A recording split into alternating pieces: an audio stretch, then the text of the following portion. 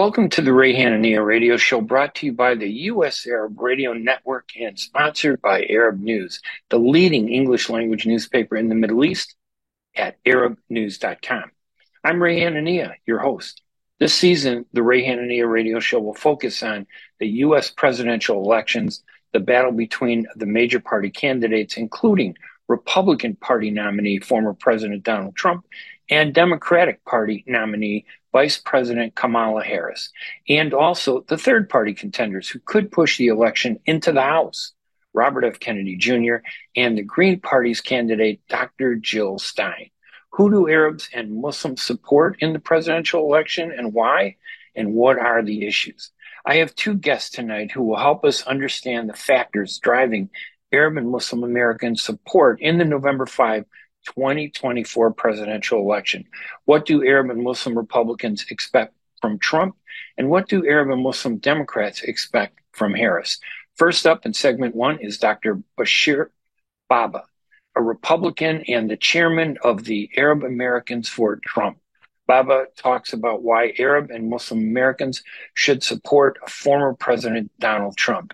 Then we speak with Democrat Nasir Beydoun, a Lebanese-American Democrat and former candidate for U.S. Senate from Michigan, who was challenged and removed from the ballot by a technicality by the pro-Israel lobby. Beydoun talks about the Arab and Muslim community and what Kamala Harris must do to win their support in the presidential election contest against Trump in November.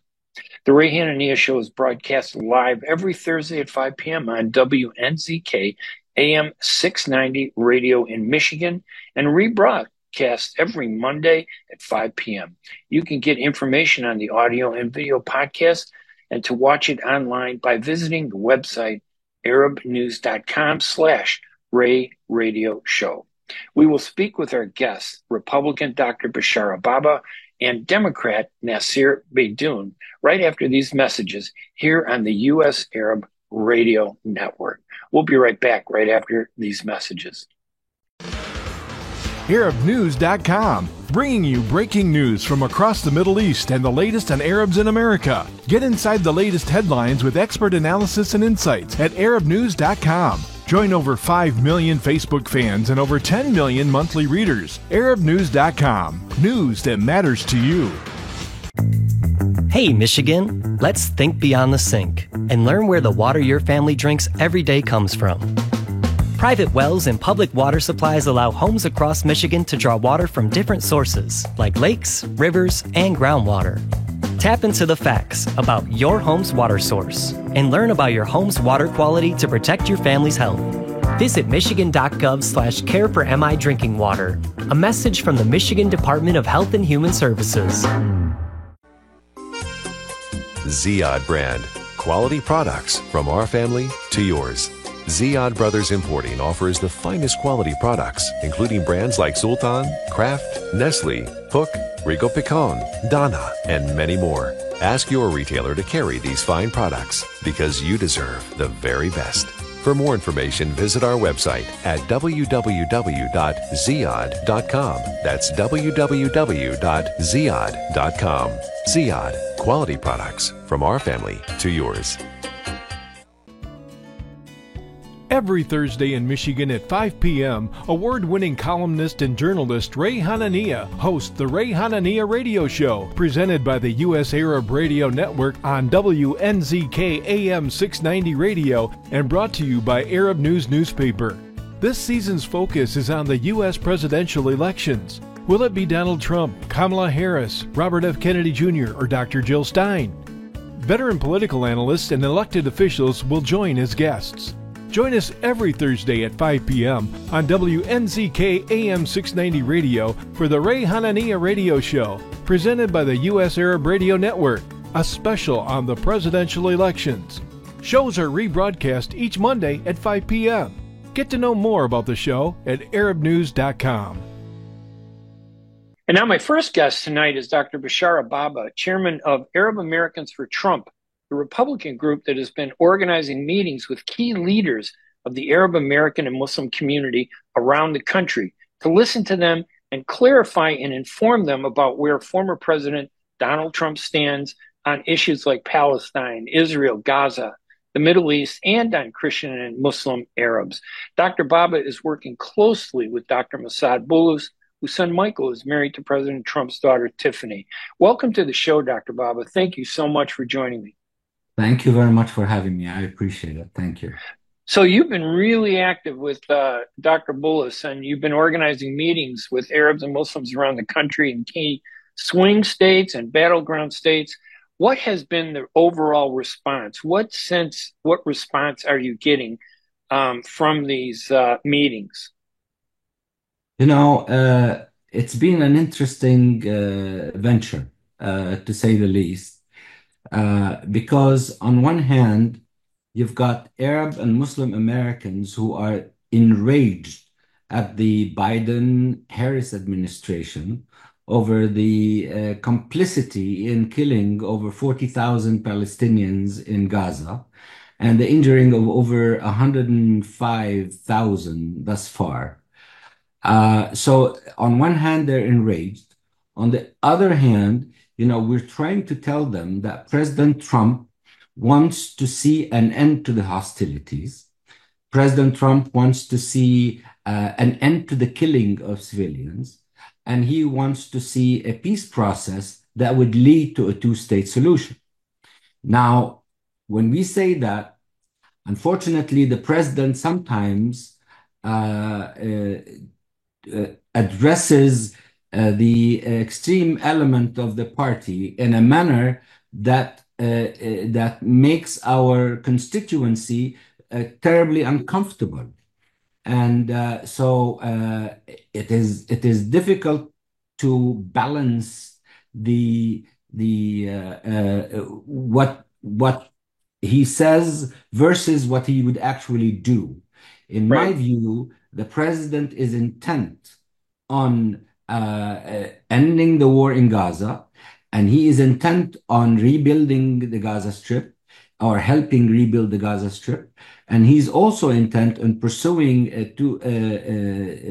peace in the Middle East based on a two-state solution. And I know that you're saying this not out of reading his policy statements, but because you've met with him. And your group, you've talked with him and his staff. So it's clear from you then that he supports a two-state solution and he wants to see the violence end. Well, let me be clear. It was not a meeting per se. It was an opportunity to talk to him briefly. But when I talked to him, I introduced the Arab Americans for Trump, and he was terribly pleased, very pleased with the fact that we are a group that has been created to support his presidency. And at the same time, I said, Mr. President, I am doing this for a primary reason. I want to see peace in the Middle East based on a two-state solution. And his response to me was 100%. So I find that very encouraging. Now, as you know, when Netanyahu had requested a meeting with President Trump, and Netanyahu was very insistent on meeting President Trump. And Netanyahu and Trump did not have a terribly good relationship, particularly because Netanyahu was quick to congratulate Biden on winning the presidency in 2020. So when he announced that he was meeting Netanyahu, he said, I look forward to meeting Netanyahu. I look more forward to achieving peace in the Middle East. And at the same time, he published a letter that was sent to him by President Mahmoud Abbas, the president of the Palestinian Authority. And he published his response to the president, to President Abbas, in which he seemed very encouraging. It looks like the president is very geared up toward working with the Palestinians again. And in fact, I this would be the first time I share it with anyone, but we're in the process of arranging a meeting between President Trump and the Palestinian president during the UN General Assembly meetings in New York. That would be phenomenal. I mean, I've covered politics 45 years, and the one thing I've learned is what politicians say during campaigns often has to meet the expectations of all of their supporters, from the moderates to the extremists. But after the election, when they're in, they tend to pull back. They become more moderate. They become more reasoned and more sensible. Do you see that as what would happen under a Trump administration? Because there are some moments when he says things like, I think last week, he referred to the protesters. There won't be any jihadists, I think, when he's president or something along those lines. But those are terms that I think are meant for the election, not for a presidency. What do you think? Well, yes, they are meant for an important constituency of the Republican Party. But nevertheless, I mean, this is a free country. And this is the bastion of democracy of the world. And to say that we're not going to allow students to protest is just not Right. in the realm of reality. Students have always protested. People in this country have always been free to express their opinion, whether they were visitors or whether they were residents or citizens of the United States. I think that this rhetoric is really intended for a portion of his electoral base. But at the same time, I keep reminding everybody that irrespective of the amount of money that the pro-Israel groups are dumping on both sides of the presidential elections, irrespective of that, it will only take votes to get the presidency, not money. Right. When we're talking about Michigan, for example, President Trump won Michigan by less than 11,000 votes in 2016. He lost it in 2020 by 155,000 votes. These were primarily people who were angry at some of his policies during his first term in office. Now, right now, if the president comes out and says, I want to see an immediate and permanent ceasefire in Gaza, I want to see the rebuilding of Gaza, and I want to see a peace process leading to a two-state solution, I can tell you that Arab and Muslim Americans in Michigan will vote in droves for President Trump.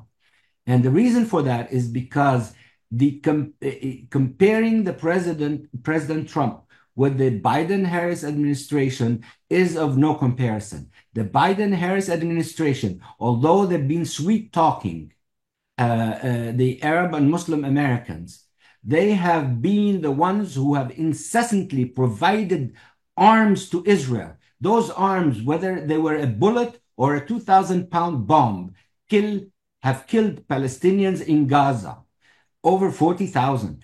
That's a crime against humanity. And the United States and primarily the Biden-Harris administration have been complicit in that. Without those arms provided to Israel, the war would have ended a very long time ago. But the continuous flow of arms from the United States, from certain European countries, have allowed Israel to continue with the killing. I think you make an important point there, because I remember when Biden was elected, he said he had a partnership with the Arab community. He appointed all these Arabs to positions in his government, but they were all bridled. They were all prevented from making speeches. They were all prevented from doing interviews. So he put them like a showcase. But every time I tried to talk with one of them, they were told that, no, we don't want to upset the apple cart. So I don't know if that was a good thing for the Arab community. The other thing I learned was I went to the Peace to Prosperity conference in Bahrain that President Trump organized. And what I found, one of President Trump's aides told me at the time, that it was a shame that the Palestinians didn't go there to push back, that they boycotted that And by doing so, they left a void, a space open where they couldn't lobby the president to tell them what they thought. Is that something that the Arabs do? We get angry with some of the rhetoric, and instead of engaging like you're doing, you're engaging them, and you may agree or disagree with some of the rhetoric, but your engagement continues to push the issue in front of him. Do you think the Arab community and the Muslim community need to learn to do that more in American politics? Well, definitely. We need to be as a community with the Republicans as well as with the Democrats. Whether we fully agree with what they say or their positions, we need to be on both sides. Now, going back to the issue of the void that the Palestinians have created, uh, this is one of the reasons why it was so important for the Palestinian president to send President Trump a letter wishing him well after the assassination attempt. It shows that the Palestinians are willing to re-engage with the Trump administration. It shows that going forward, they will not leave a void. They will not allow a clown like Netanyahu to be toying around with what he thought was his playing field in the Trump administration. That will not happen again. No matter what happens, the Palestinians are committed to be in the room and not outside of the room. And I think that's a very important point, not only for the Palestinian government, but also for Arab Americans. We cannot pout at what politicians say. We have to accept the realities on the ground. If we had the power of the pro-Israel groups, then we can do whatever we want. Right. The pro-Israel groups dump money, and in return, they get 50-fold for Israel. So they're active. They're active, in other words. They lobby even when they don't like something. They don't run, they don't boycott, they don't hide. They engage, right? Isn't that what we should be doing? Absolutely. Now, Mrs. Adelson, when she appeared with President Trump the other day, she said that all Jewish Americans should vote for the Republicans. And of course, there is on the other side, they say all Jewish Americans should be voting for the Democrats. You know what? Right. That's a smart strategy. And whether President Trump wins or whether Harris wins, they're on both sides of the political spectrum, and their voices will eventually be heard. And that's what we as a community, as an Arab, Muslim, Christian, Chaldean community should be doing. The Chaldeans, I have to say, who are Iraqi Christians, are very smart in that regard. I mean, they've been totally Republican, but no matter what the Republicans say, they've been committed to the Republican Party. They've been engaged in the Republican Party. They have influence with the Republican Party.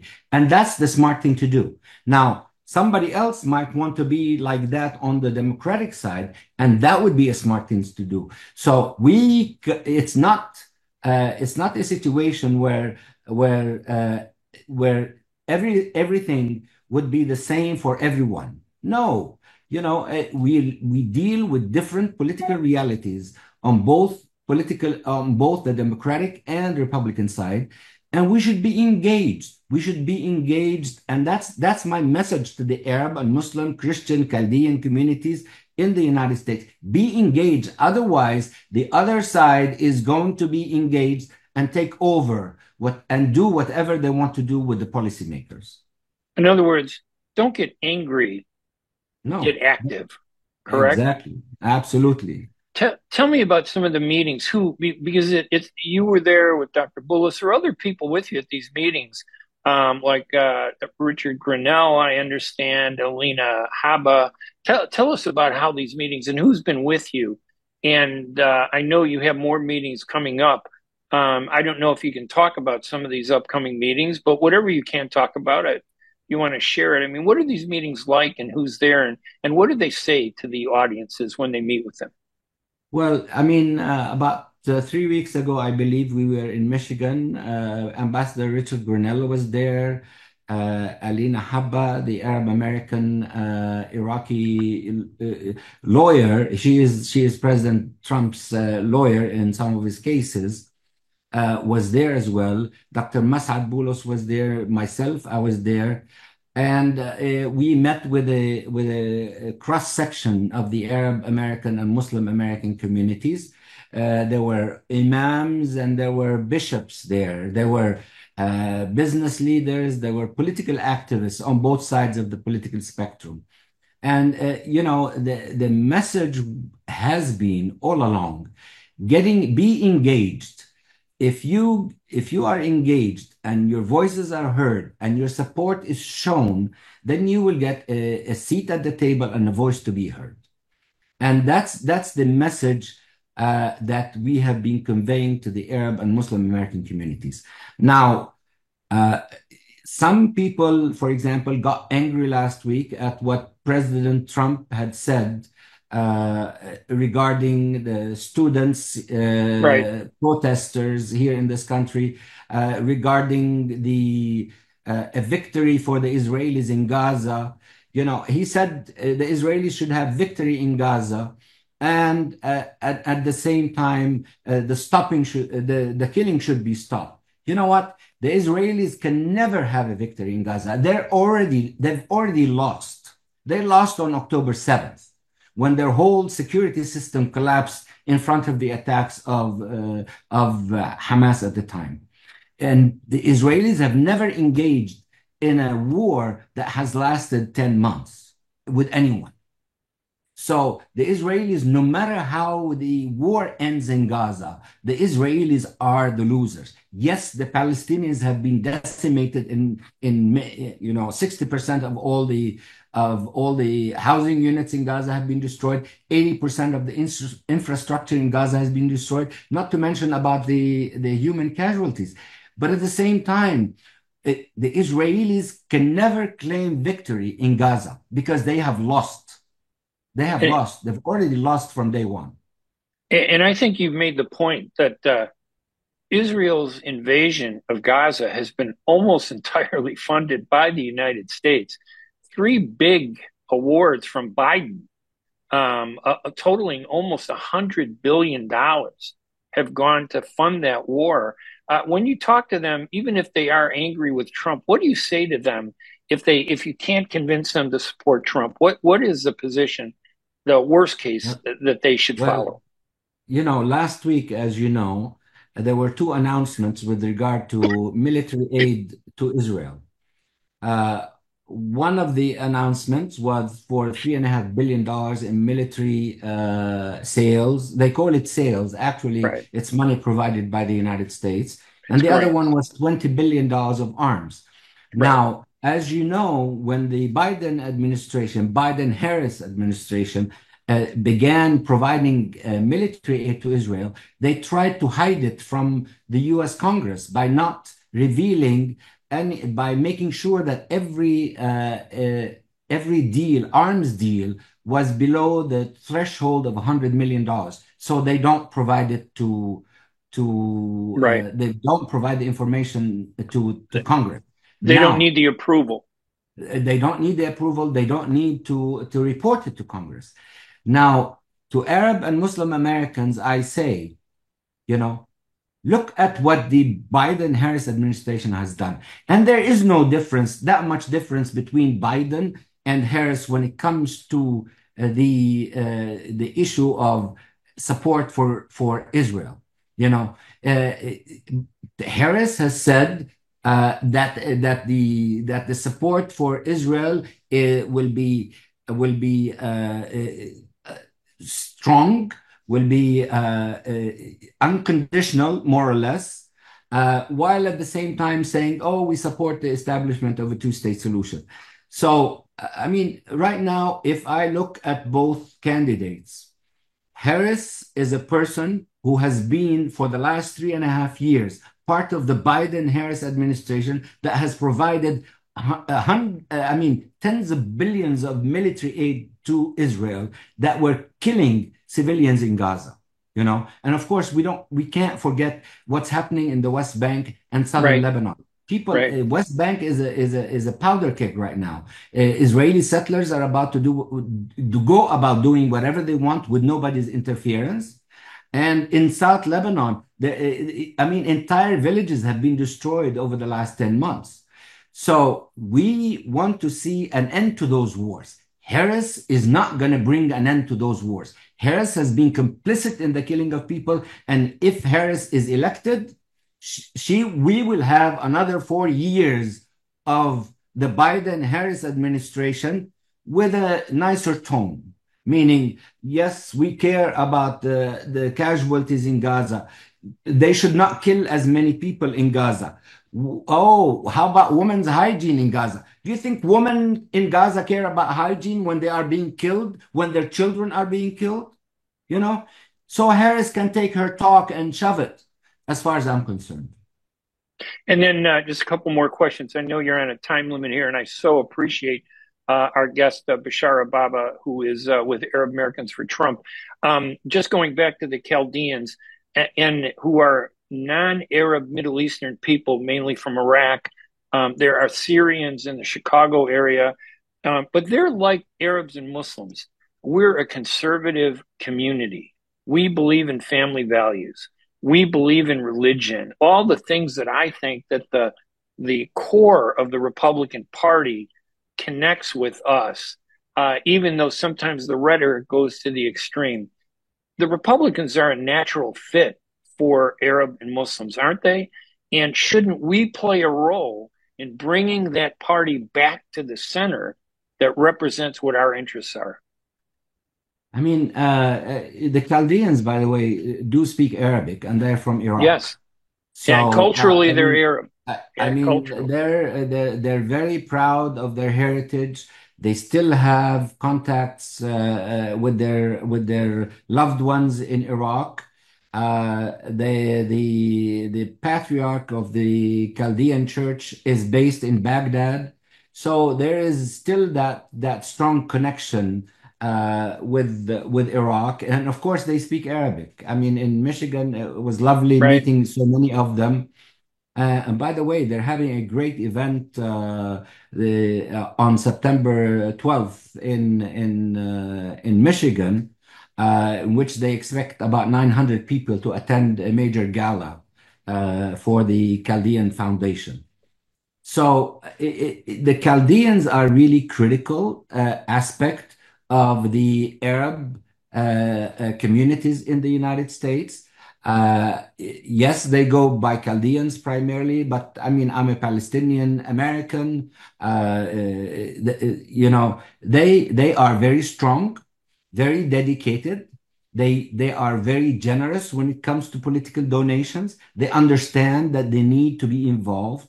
And I believe that the Arabs and Muslims, the other Arabs and Muslims, should not be as emotional when it comes to their political participation in either party. If you want to be on the Democratic side, fine. But on the house, the place for Arab Muslim Americans is really within the Republican Party. We share so many values with them.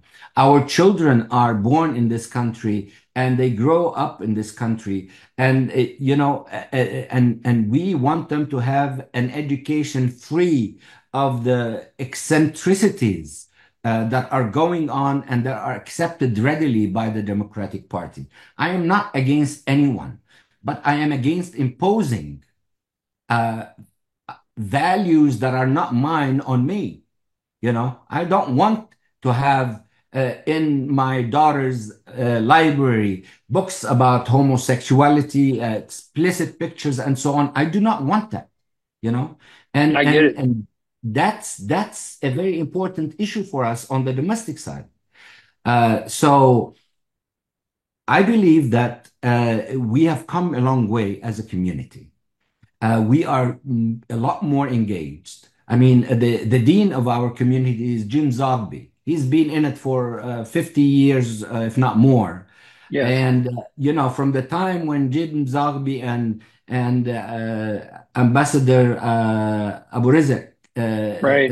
I'm sorry, James Senator Everett. Yeah, Senator James Aburizek, Aburizek right. started the ABC I up was there at until, that meeting. I was there at that meeting in which the is 70s. phenomenal, you know. It's been 50 years, you know. Yes, it has. It has. And the work that Jim, for example, has done over those years has been phenomenal. Yep. And his work is political participation of Arabs, Americans, Chaldeans in the political process, whether they're on the left or on the right of the political spectrum. And we've seen the progression of our community and the evolution of our community to the point where we are now strong participants in the political process. We just have to take some of our emotions and put them on the side and be practical when it comes to dealing with the Republican or the Democratic Party. All right. I want to thank my guest, Dr. Bishara Baba, chairman of Arab Americans for Trump, a Republican group that's been organizing meetings with key leaders of the Arab American and Muslim community and the Chaldean community, who, by the way, are big fans of my radio show. We love the Chaldeans. He is taking the time to talk to us to explain this on the Ray Hanania show. Dr. Baba, thank you again so much. I look forward to talking to you again. I really appreciate you coming on the program tonight. Ray, thank you very much for having me. I really appreciate it. And my best regards to your viewership. Thank you.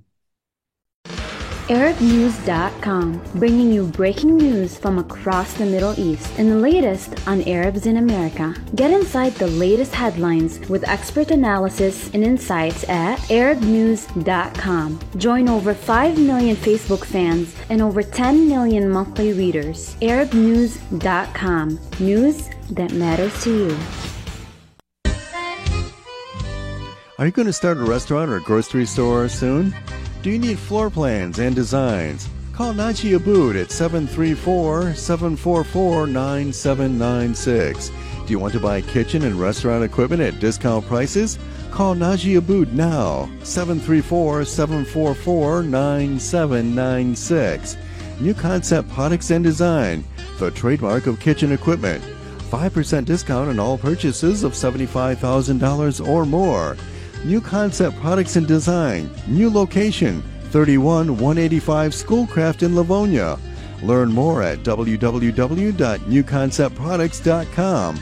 Call Naji Abood, 734-744-9796.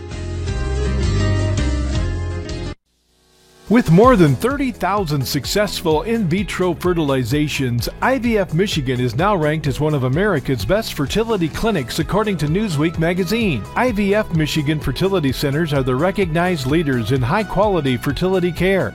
With locations in Bloomfield Hills and 9 other cities in Michigan and Ohio, IVF has experts in all aspects of the field. A founding member, American board-certified Dr. Nicholas Shama, is one of the leading reproductive endocrinologists in Michigan and Ohio.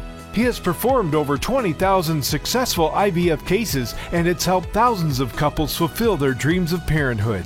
When it's time to get personalized care from Dr. Nicholas Shama at one of America's best fertility clinics, call IVF Michigan Fertility Centers in Michigan and Ohio toll-free at 855-952-9600, 855-952-9600. At Top Rehab Physical Therapy Clinic in Dearborn, we provide effective physical therapy sessions in order to limit pain and discomfort. Top Rehab provides physical therapy care for any diagnosis prescribed by a physician, and we regularly see and treat conditions such as stroke, TMJ, fibromyalgia, sciatica, joint pain, and more. We use a variety of pain management methods, including modalities, soft tissue mobilization, and therapeutic exercise. If you're in need of physical rehabilitation or physical therapy, get the highest quality health care at Top Rehab. Most insurance is accepted, and we're open Monday, Wednesday, and Friday 8 to 6, Tuesday and Thursday 8 to 5, and Saturday 10 till 2. Call for an appointment today at 313-846-0555. That's 313-846-0555. Choose Top Rehab Physical Therapy Clinic on Michigan Avenue in Dearborn. Life's too short to be in pain. And now I'm on the line today with Nasser Beydoun, who served previously as chairman and executive director of the American Arab Chamber of Commerce in Michigan, and also as vice chairman of the New Detroit Coalition.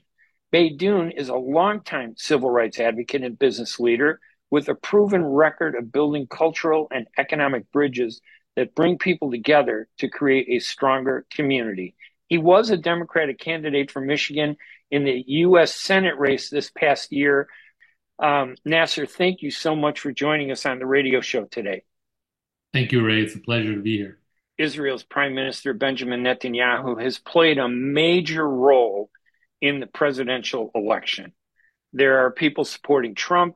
I am interested in what is Harris's challenge? What's the hurdle that she is faced with, and is she addressing it? Well, Harris's main challenge is she was vice president to Joe Biden. And Joe Biden is responsible and enabled a genocide. There is no way that you can make Joe Biden this great president. Joe Biden is responsible for a genocide. Simple as that.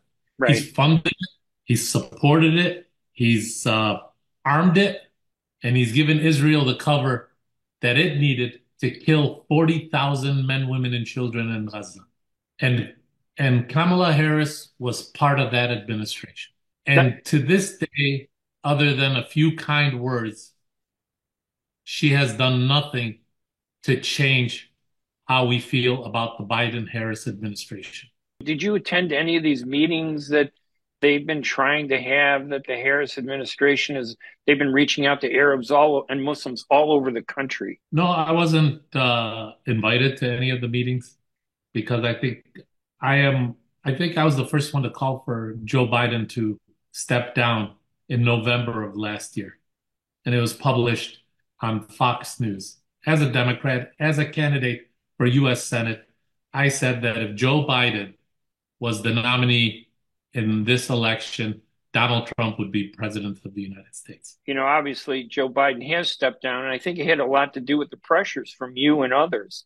They don't want to acknowledge it, that the Arab and Muslim community withdrew its support for him, and there was no way that he could win, regardless of who endorses him, if the Arab and Muslims in Michigan, Wisconsin, and some of these swing and battleground states didn't support him. But Harris, she was part of the Biden administration. She was kept in the background a lot by Biden and his handlers. Is there a chance did she have a chance to step forward and do the right thing? And does she still have a chance to step forward and do the things that Biden needed to do but did not do? Let me ask you this. Is there any politician in the United States that's willing to step forward and do the right thing? That doesn't fear losing Apex, having Apex vengeance come down on him? The only one that I know of who talks a good game is Bernie Sanders. But, right now, what the Democrats are saying and hoping is, okay, we've replaced Joe Biden. We gave you Kamala Harris, who said ceasefire, and if you don't elect Kamala Harris, Donald Trump's going to be your next president, and that's going to be on you. No, it's not on us. If Donald Trump is elected president, it's because you gave us a candidate, the Democrats. You didn't have a primary system. You didn't allow the people of this country to pick a nominee. You gave us a senile genocide enabler. And then when he was forced to drop out, you basically gave us his vice president, who has not done anything whatsoever to change the policies of this administration or come out of. If Kamala Harris wanted to do something, she would come out and say, when I become president, I'm going to support a political state. I'm not going to veto when the rest of the world says there should be a Palestinian state, and they're the only ones that veto it. So the policy is still the policy. She hasn't said that we're going to limit weapons to Israel. She didn't say that we're going to cut the funding as long as the genocide is going on. She didn't say anything. She just says I stand with Israel's right to defend itself. We have to bring the hostages home, and we need a ceasefire in Gaza. That's not enough. not when you have 40,000 people, and not when you have my country supporting a genocide. Is that why it's so difficult? I cannot find one Arab or Muslim in America who will publicly go on record and say they support her. Could you Well, support her if she did the right thing and change? Because there is still time, isn't there, before the election? I mean, obviously the odds may be against it because AIPAC is very powerful. The money that's being poured into her campaign and the campaigns of her supporters. But let's just say that in the next 8 weeks or so, couldn't you change your mind and do the right thing? And would that make a difference? listen, I've learned in this political process, and especially running for office, is that I will, from now on, I'm not going to support a Republican or a Democrat. I'm going to support an individual who's going to do the right thing because both parties are corrupt. So it's basically when you run for office, you have to pick a team and hold your nose. That's all it And is. and I understand your point because I hear this often a lot from everybody that they don't support the party anymore. In Illinois, the Arab American Democratic Club changed its name and said, we no longer support any particular party. We support individual candidates who support the rights of our community. Is that basically what you're saying? That's exactly what I'm saying. I'm saying that from now on, any candidate wants to come to us, ask for support, ask for money, ask for help, he better offer us something in return. And number one is to get the money out of politics and end AIPAC's domination of our political process. Was that AIPAC behind undermining your candidacy for the U.S. Senate? Were they behind? Was there funding in there? I was offered $20 million not to run against Rashida Tlaib. I mean, to run against Rashida Tlaib, money that would have probably funneled in from AIPAC, and I refused. I was very vocal in my opposition to their domination and how they've been such a corrupting force in our politics. Basically, when you have 60% of the American public saying they want a ceasefire and only 7% of Congress willing to mention the word ceasefire because of AIPAC, I say we need to change. And I think the American public needs to wake up quickly to see that Zionism is not equivalent to Judaism. Anti-Zionism is not anti-Semitism, and that Zionism is a failed ideology. It's a fascist, racist, genocidal, apartheid ideology that needs to be thrown in the dustbin of history. Is there any chance, do you think, that Harris can be pulled away from that to be moderated? We know how the community is. You know, they get really tough, they get emotional, the election comes up. There's going to be a lot of money spent to, target Arabs and Muslims. They're going to say, if you don't vote for Harris, Trump is going to win. And look what Trump did, 4 years ago. If she were to say the right things and do the right things, would it make a difference? It sounds like it would. If she did that, but the problem is, Ray, is, this is politics. This is a political season. This is, every politician is going to say the right thing except Donald Trump because he doesn't know what's right and what's wrong. But Kamala Harris is going to come out and say the right things. She's going to say what you want to hear. But is she going to translate that into policy? Is she going to really enact it? Like, it's funny how politicians always get these great ideas right before an election and seem to forget them the day after the election. So we are not going to take politicians at their word anymore. My philosophy is that if you're a politician, you are corrupt until you prove to me you're not, because you're guilty by association. You're in the Arab American community in Michigan. How does the community feel? I mean, what do you see is the attitude of the community? Can they be broken by the Democrats to be pushed into supporting Harris by saying, if you don't elect Harris, Trump is going to win? I mean, that is kind of a disturbing, potential. But again, maybe the Democrats need to be taught a lesson. Is that what's at stake here? That regardless of who Well, wins, the Democrats need to know Arabs and Muslims can't be taken for granted? well, you have, Michigan was the where the uncommitted campaign started. And Michigan has a substantial Arab American and Muslim community. And you can't win the presidency without Michigan. So if you're running for office basically on the platform that if you don't elect me, Donald Trump's going to be your next president, and Donald Trump is the boogeyman, that's not going to fly. Because if Donald Trump gets elected president, it's not because we elected him president. It's because you failed to win over our community.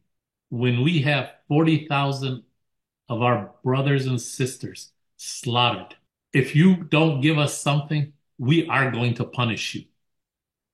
And if punishment means Donald Trump becomes president, we'll deal with that for 4 years. And we'll look down to the next election and say to that, if you want us, this is what we're going to do.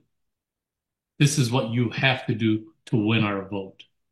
It's no more come take a picture, eat some hummus, and you have our vote. Those days are gone. And I hope that every Arab American and Muslim in this country has that same philosophy. We are too nice of a community, and we've been docile long enough. But enough is enough. When there's a genocide on the line, and when we see Israel taking this country down with it, then we have to say, enough is enough, and we are not going to tolerate it. So if Kamala Harris wants my vote, she has to earn my vote. She doesn't get it because she's not Joe Biden. Right. But I'm going to ask you again, how does she earn your vote? I mean, I know in a general way, I don't know if it can be said specifically what she needs to do, but how does she earn your vote? What does she need to do to earn the vote of Arabs and Muslims in Michigan and around the country? How does she do that? Well, basically, she comes out with a platform that says she is going to recognize the state of Palestine after she is elected president. That, I don't understand why we haven't. We've always given lip service to this two-state solution. And we've always said that in order for there to be peace in the region, there has to be two states, a Palestinian and Israeli. Yet we refuse to recognize the Palestinian state, and we continue to fund the Israeli state's genocide and attack and expansion and settlements. So I think that is the minimum she can do to earn our trust. She can't come and say, oh, we need to end the ceasefire, but Israel has a right to defend itself. I feel for the suffering of the Palestinian people, but Israel has a right to defend itself. That's not going to fly. Not with me. Right. Maybe somebody else, but not with me. But it sounds like not with the majority of the community. The news media plays a major role in all of this. You know, I believe that the abandoned Biden and the uncommitted movement, which I believe started in Michigan. It had a huge impact, which you were part of and many other Arab American and Muslim leaders were part of. They sent a real clear message that you cannot win Michigan without addressing our needs. But the media pretended like you didn't exist. They pretended like those votes didn't disappear. They pretended like the community, you know, oh, they're a problem, but we'll deal with them in time after the convention. You know, they'll see that Trump will be the boogeyman and they'll come around. Did the media play a role in your mind in terms of framing this in that manner, or is it just the way politics is? No, the media is very biased. I mean, the media, the social platforms, Google, they are all very pro-Israel, and they are basically instruments of Zionism. So we have a hard time getting our message out. But thank God for social media to an extent. Thank God for TikTok, which, isn't is allowing more voices to be. One of the reasons that Congress wants to ban TikTok is because Right. they receive it as pro-Palestinian. Well, And where we have a voice, they're showing the videos, right, of the Palestinian women and children being exactly, massacred that we're not seeing on TV and the mainstream media, right? exactly, exactly. So, I just, sometimes you lose faith, but you got to continue to fight, and we cannot let this genocide go.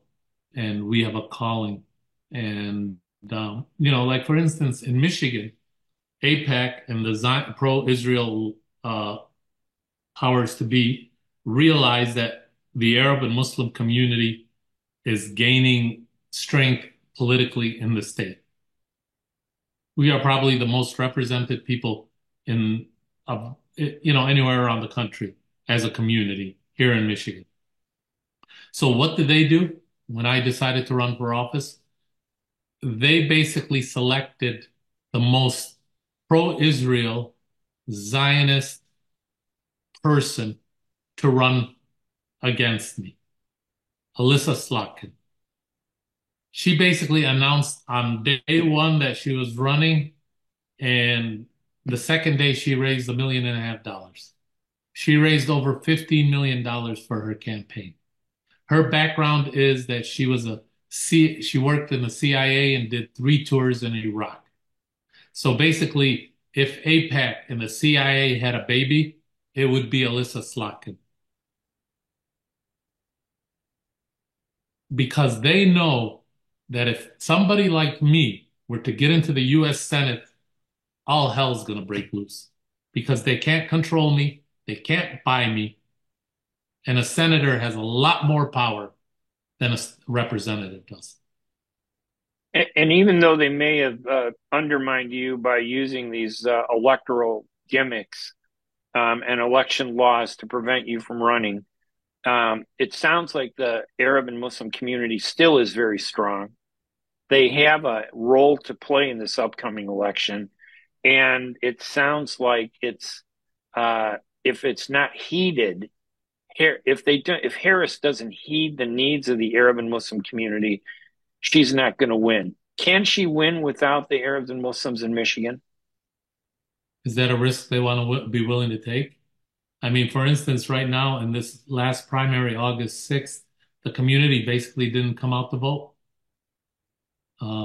They stayed home. So that shows you that there's nothing exciting in the race for them. And even as strong as we are, but we're not as strong as the pro-Israel lobby, because even our governor, our lieutenant governor, our secretary of state, our attorney general, to this day have refused to call for a ceasefire. And even our Senator Gary Peters, who only won last time by 60,000 votes because of the Arab community, to this day has refused to call for a ceasefire. So Wow. we have a long way to go. I hope that our community understands that if we are going to survive, if we are going to overcome this, we have to come together. Put our differences aside, stop looking at the least common denominator to bring us together, and start looking at the greatest common denominator. And that greatest common denominator is that 40,000 of our brothers and sisters have been slaughtered by a racist apartheid regime backed by the United States of America. And one final question to my guest, Nassir Beydoun, a Democrat who has been so active in the Michigan community, a leader that many people look up to. If you were to sit down with Kamala Harris today, what would you want to say to her?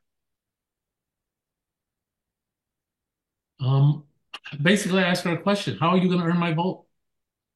How are you going to earn my vote when you keep spewing the same pro-Israel language, talking points? How are you going to change American policy to protect, defend, and ensure a Palestinian state?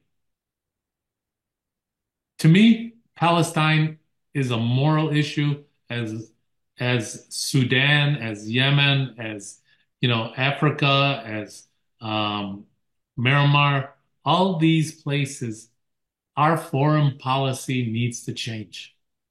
We need to end the hypocrisy in our foreign policy. We need to stop saying that we were this beacon of freedom, beacon of light, and continue to support dictators and military and killing people overseas. We need to rein in our military industrial complex. We need to rein in AIPAC. We need to rein in Big Pharma and to ensure that America is going to survive. All right. My guest, Nasser Baydoun. Nasser, it's always a pleasure to talk to you. I look forward to talking to you again. Let's see what happens in this presidential election, and I'm sure we're going to talk right afterwards. Thank you so much. Sounds good. Thanks, Ray. ArabNews.com, bringing you breaking news from across the Middle East and the latest on Arabs in America. Get inside the latest headlines with expert analysis and insights at ArabNews.com. Join over 5 million Facebook fans and over 10 million monthly readers. ArabNews.com, news that matters to you. Get ready for an amazing experience at Ishtar Restaurant on 15 Mile Road in Sterling Heights. Enjoy excellent hospitality from owners Ali Al-Baghdadi and Fatty Bonham, serving the best in Mediterranean food. Try Chef Ali Al-Baghdadi's famous shawarma, the best Iraqi grills and food, and the best Arabic and international dishes. Dine in our authentic atmosphere or take out. Call 586-698-2585 or check us out on Facebook. Ishtar Restaurant practices all CDC guidelines and is open every day 11 a.m. to 10 p.m. Have an amazing experience today at Ishtar Restaurant, 3625 15 Mile Road, Sterling Heights. Life for Relief and Development has now been rated as one of the best charities for humanitarian aid. Life's humanitarian projects span the globe, and Life is celebrating its 30th anniversary of providing essential life-saving aid to people and communities in 36 countries, regardless of race, color, religion, or cultural background. Where there is life, there is hope. And when disaster occurs here or around the world, including being one of the first responders to the Turkey-Syria earthquake crisis, Life for Relief and Development rushes in to provide food, medical aid, and shelter to those in need. We are looking to help the earthquake victims, and we take 0% overhead on emergency donations. So please help improve these efforts. Learn more about our involvement to help the helpless and bring hope where it's needed most, and make your tax-deductible donation to Life for Relief and Development now at lifeusa.org or call 248-424-7493. That's 248-424-7493. Thank you for listening to the Ray Hanania Radio Show, brought to you by the U.S. Arab Radio Network and sponsored by Arab News, the leading English language newspaper in the Middle East at ArabNews.com. This season, the Ray Hanania Radio Show focuses on the U.S. presidential elections, the battle between the major party candidates, former President Donald Trump and Vice President Kamala Harris, and the third-party contenders who could push the election into the House, Robert F. Kennedy Jr. and Dr. Jill Stein. We'll be back next Thursday with more special guests to help us understand the role Arab and Muslim voters in America are playing in the presidential election. Check out our page at arabnews.com/Ray Radio Show for all of the programs that we've recorded and all of the story links that have been written about the program. And also you can go to my website at Hanania.com, Hanania, Hanania.com for my columns, my radio shows, my podcasts, and all my writing at Arab News. Have a great week, everybody. See you next Thursday. Good evening.